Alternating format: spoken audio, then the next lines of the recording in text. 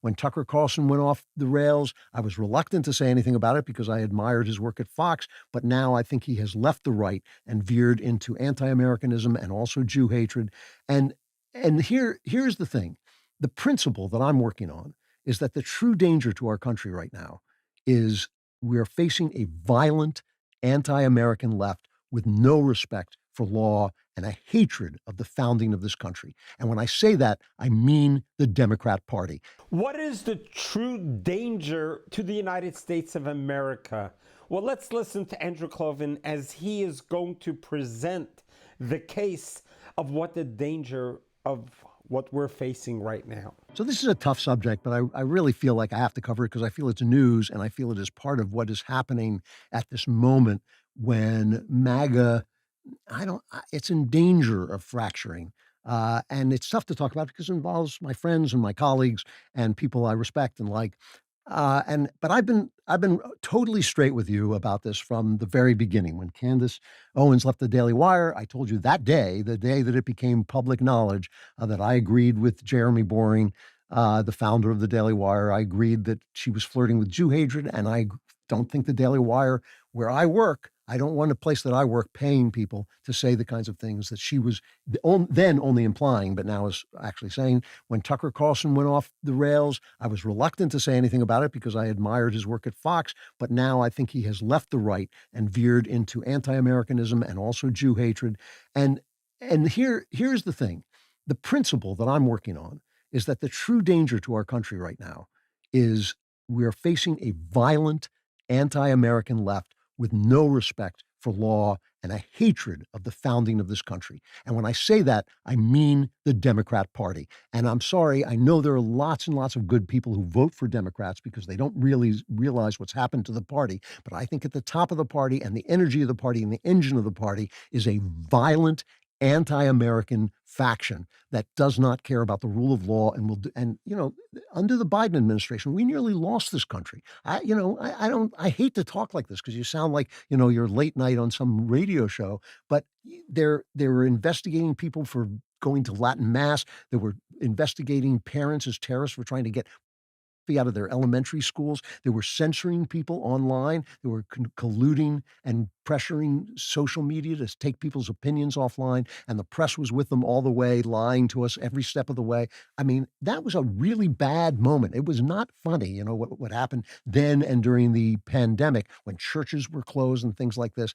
And Trump, I think, a flawed guy, a big guy, so he has big flaws and he has big merits. But I think he is doing a good job of sort of reversing that trend and getting us back toward common sense. And I hope we won't need wild men like Trump after Trump is finished doing what he's doing, because the big principle, as I say, is the dangers from the left. What I want, second part of seeing things clearly, what I want is American freedom. I want people, freedom doesn't mean walking down the street. You get to walk down the street naked because we live in a society and that's offensive and dangerous and provocative. But it does mean you get to live the life you want to live, make your living, keep the money that you make, and say whatever you want to say and express your opinions, even if I hate them, right?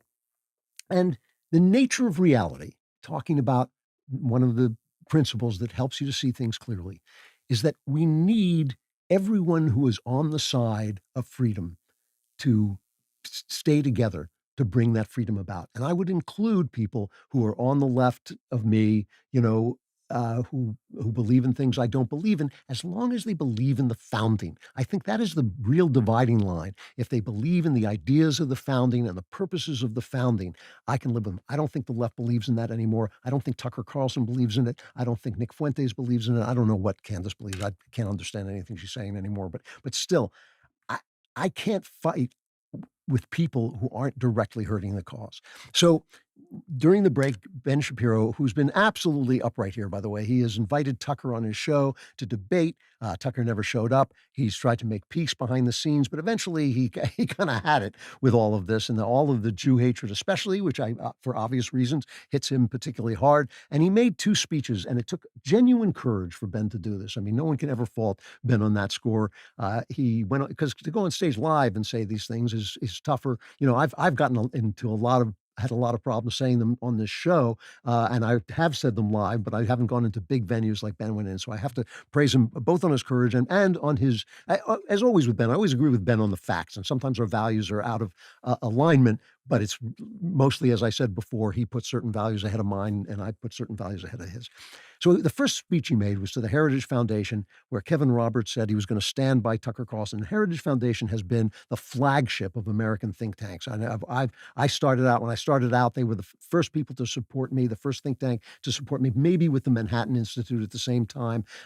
And Kevin Roberts said he was going to stand by Tucker Carlson. And Ben just went, he didn't yell at Kevin Roberts, he just went and made a speech.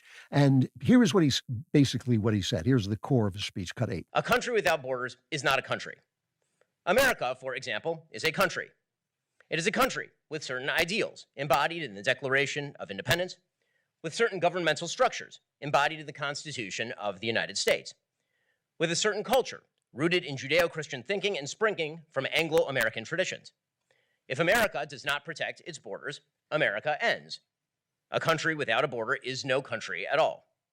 If we take in millions of people out of sympathy, and those people fail to assimilate to our values, then we lose our character as a country.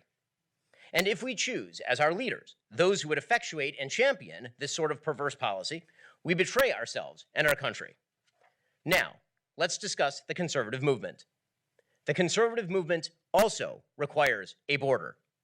A conservative movement without a border is no conservative movement. So that's obviously true. Obviously, also, all metaphors are flawed. No metaphor is perfect. A country's borders are more definite than a philosophy's borders. Philosophy includes a lot of people. You have a big tent, and some of us, a lot of people, we all disagree in the conservative movement with what exactly conservatism is, but we know that it's not Tucker Carlson saying Maduro is a great guy because he has no gay marriage in his country. That's not what conservatism is, because any tyrant can bring about good ends. In tyrannies, there usually is no crime on the streets because you get killed if you commit a crime, but that just means the criminals are all in the government. So, saying stuff like that is not conservatism. American conservatism is about the founding. It's about the Constitution and the Declaration and the principles therein and the purposes therein. And that is what American conservatives are trying to defend. That blood and soil stuff, there are conservatives in America who believe in that, but that is not the core of American conservatism. And I don't even believe in it really very much at all.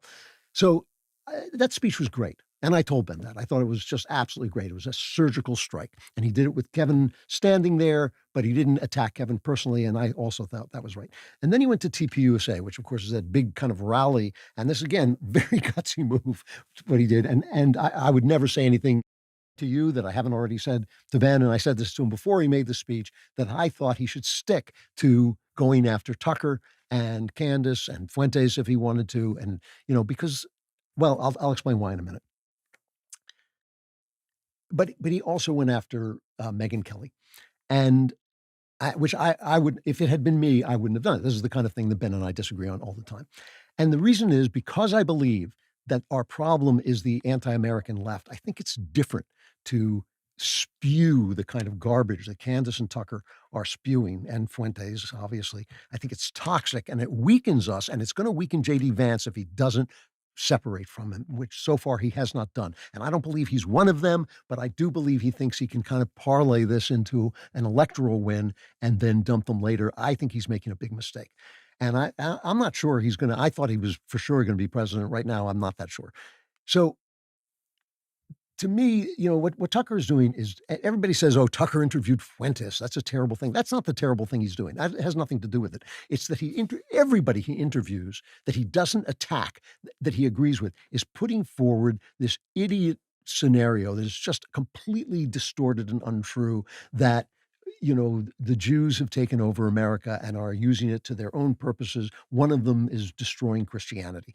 And he's basically made the argument, or let people make the argument while he nodded and looked credulously on, that since World War II, the Jews have all escaped to here and have taken over the country. And he'll say things that are just untrue. Like he'll say, I'm just giving you one example. He'll say, ever since World War II, all we do in wars is kill Christians. Well, who died in the Civil War? Who died in the Revolutionary War? Who died in World War I? It's been Christians Christians killing Christians all around. It has nothing to do with Jews, and it has nothing to do with what's happened after World War II. So everything he does is distorted like that. Every word he says, where he says, obviously, it's not obvious. And as far as I'm concerned, it's not true. And I what Candace is doing to TPUSA and Erica Kirk, I think is just absolutely despicable. I don't get it. I don't understand what is even in her head, and I don't understand why anybody takes it seriously, but they do. So like that, and I think it has taken, you know, the assassination of Charlie Kirk was a horrible thing, but it was committed by a leftist and highlighted how violent the left is. Much, much, much more violent than the right, which is hardly ever violent. The left is routinely violent, and this was one of the worst acts of leftist violence. And instead of talking about that, we're talking about Candace Owens, and maybe that's the whole point of it. But those toxic actions of Candace and Tucker are different than what up until now Megyn Kelly was doing and others were doing, not standing up against it. That's different. If Megyn thought she was going to make peace, she thought, she was going to let legitimate questions go in. Now she's really angry. I think her feelings are hurt and she's really angry. And now she's saying things that I think she's going to be sorry she said later. And I don't mean that people are going to make her sorry. I think she herself is going to wake up one morning and say, wait a minute, what am I saying here? And because she's angry. And now she's in this fight with Mark Levin. And listen, I read Mark Levin's books and I really enjoy them, but the guy is not exactly he's got two places on his dial, low and absolutely nuclear. And so now he's screaming, Mark Levin is screaming at Megyn Kelly. Megyn Kelly is cursing at Mark Levin. I don't think that's a good thing. I'm sorry. I think that spreads the cancer. It's like, sometimes they say that when they take a biopsy, it actually makes the cancer spread. I think it makes the cancer spread to attack people who aren't actually doing the things and saying the things and promoting the things that guys like Tucker are promoting. I think what Tucker's promoting is toxic. I think it's absolutely disastrous to MAGA's future. I think it's disastrous to the conservative future and therefore disastrous to America's future. And I think that that's the kind of thing we need to root out. We don't need to root out everybody who doesn't root it out. That's a whole different thing. And as I say, we nearly lost this country under Biden. And I think we really need all hands on deck to support what he's doing, what Trump is doing when he's right. And, I would just appeal to people like, I've said this before. I've said it on a member block once, that I would appeal to everybody, including Megyn, to just step back a minute and think, who are the enemies here?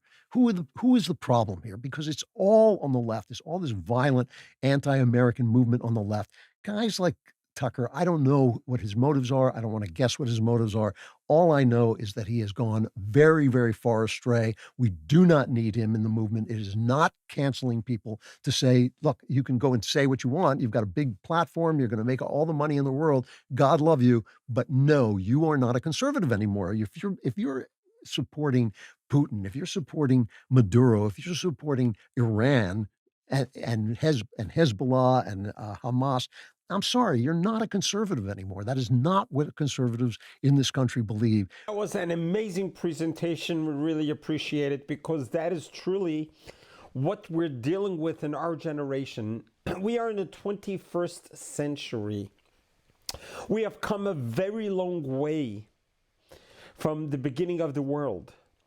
And we have progressed in every century to move further and further. We finally made it to the 21st century. But we are celebrating this year on July 4th, 2026. We're going to be celebrating 250 years since 1776, which is the beginning of the United States of America as we know it today. And we think about the quarter of a century of how much time, how many sacrifices, what our founding fathers have gone through to give us to what we have today. And we truly need to appreciate and understand that there are forces out there that are trying to break down everything that was already built. And he mentioned a few names, whether it's Nick Fuentes, Tucker Carlson, or Candace Owens. God has blessed these individuals with a charisma, with a platform that has soared into amazing numbers. But yet, what are they using their platform for?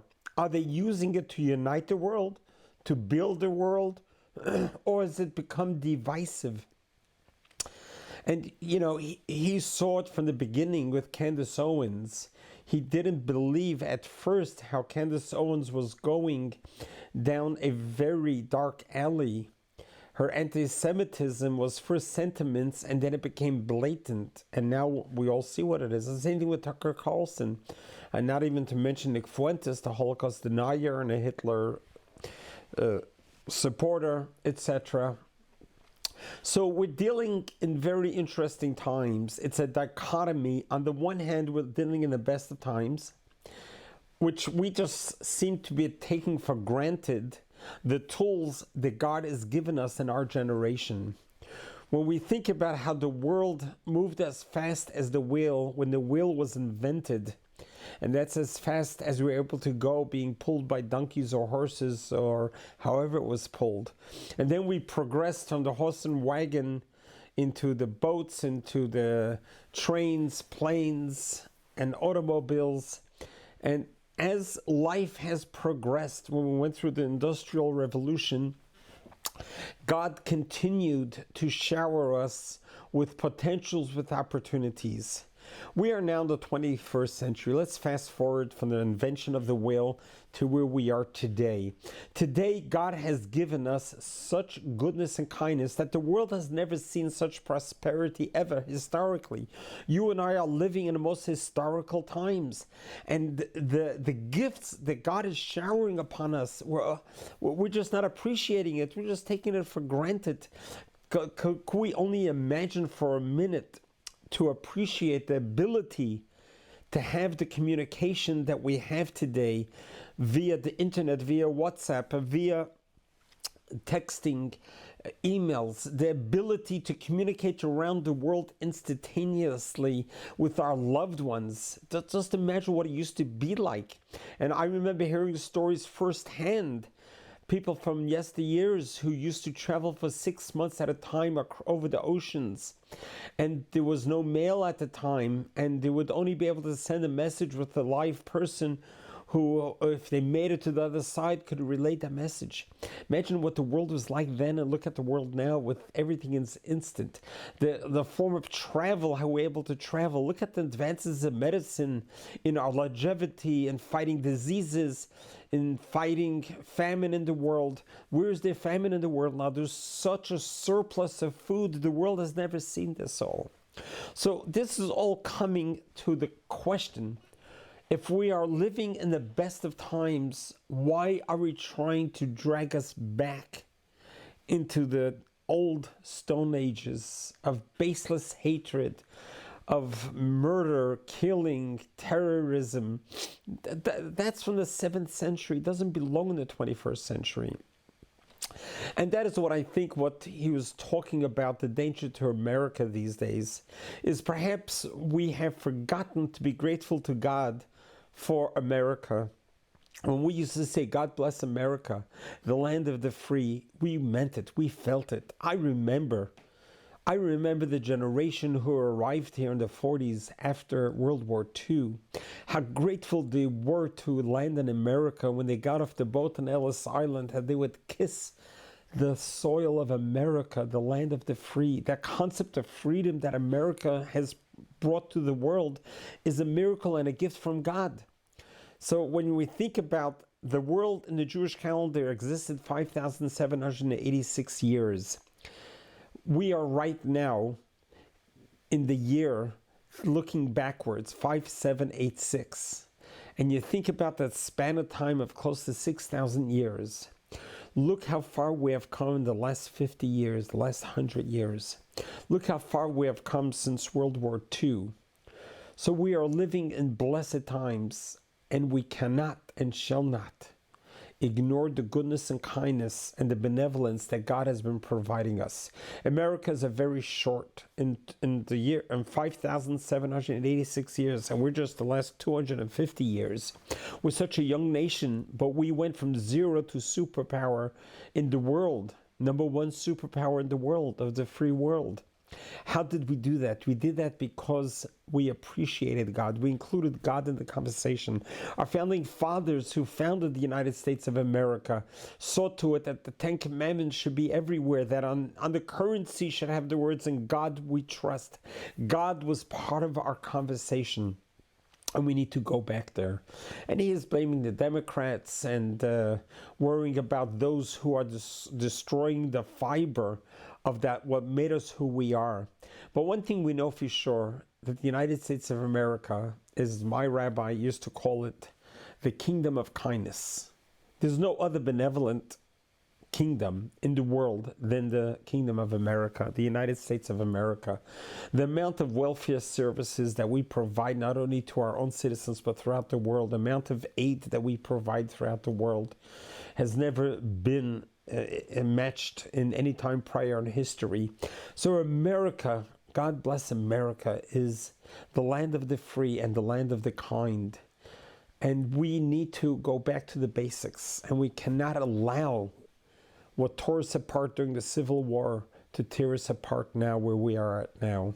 No matter if you're right, left, or center, one thing we could all agree upon, that we're living in amazing times of greatest potential. Let's utilize the gifts that God has given us. Let's utilize the internet. Let's utilize technology. Let's utilize the social media to make this world a better place, to build this world, to share goodness and kindness with each other.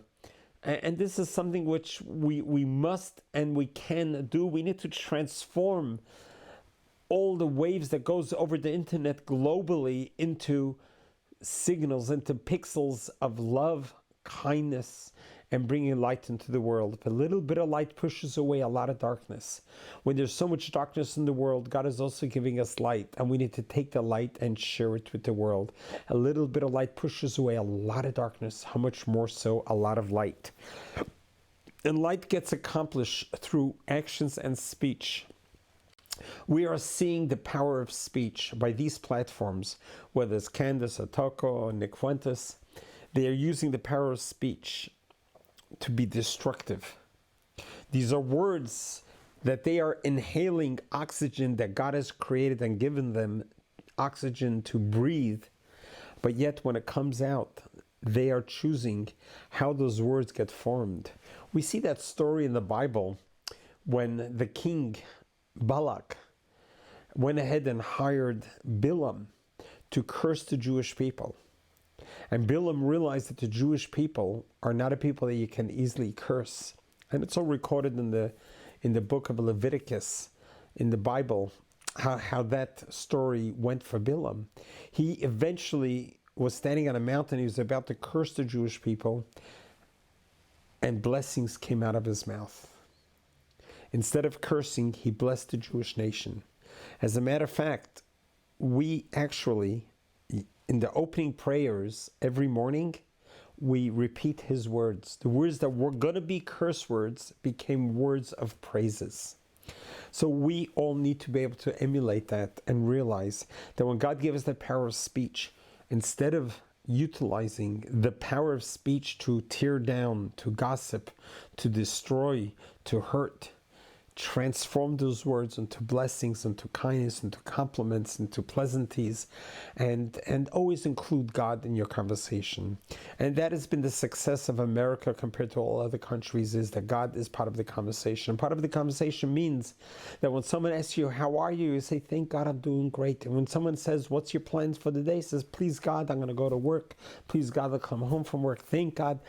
Include God in the conversation. When God becomes part of your conversation, then every time you mention God, you're opening up a portal of blessings from heaven to you, to your family, and to all your surroundings.